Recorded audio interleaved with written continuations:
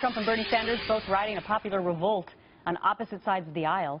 And could Trump and Ted Cruz be following in the footsteps of former President Richard Nixon, who appealed to a silent majority of middle-class Americans? Monica Crowley, online opinion editor for the Washington Times and a Fox News contributor, is here. She once worked for Richard Nixon, so you might know. During the last years of his life, Gretchen, not in the White House. Let's make that clear. Yes, because I was trying to do the math myself. Right, I'm like, right. Monica's a young woman. Exactly. Okay, so the comparisons, how do you make the Trump-Nixon comparison first?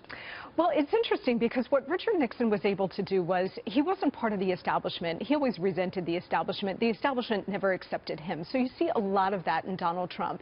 What I think Donald Trump and Bernie Sanders have tapped into, which Nixon was able to tap into in 1968, was a very deep understanding of just how disenfranchised, marginalized, and betrayed most of the American people feel and how deep that sentiment ran. And because Nixon wasn't part of the establishment, and in fact was actually one of them, he was able to leverage that into political success, and I see a lot of that in Trump. Okay, now let's put Ted Cruz into the equation.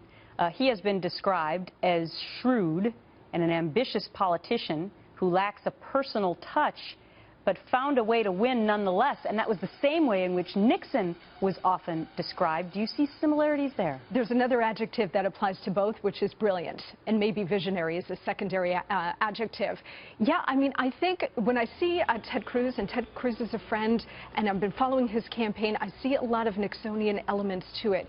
Very savvy, with a deft political touch, knowing how to work around the establishment, and again, to appeal to people by speaking directly to their political, economic and personal insecurities about the state of the nation, whether it's job loss, wage stagnation, whether it's illegal immigration. Cruz and Trump, I would say, both know how to speak directly to the American people. It's fascinating because you're looking at the positive side of Nixon in those analogies, because he's been compared to Hillary Clinton as of late a lot more for some of the more sordid things, right? Yes, I mean, the comparisons that we're talking about here with Trump and Cruz are very positive, and they should be. This is not dealing with sort of the crude pejorative slights against Richard Nixon.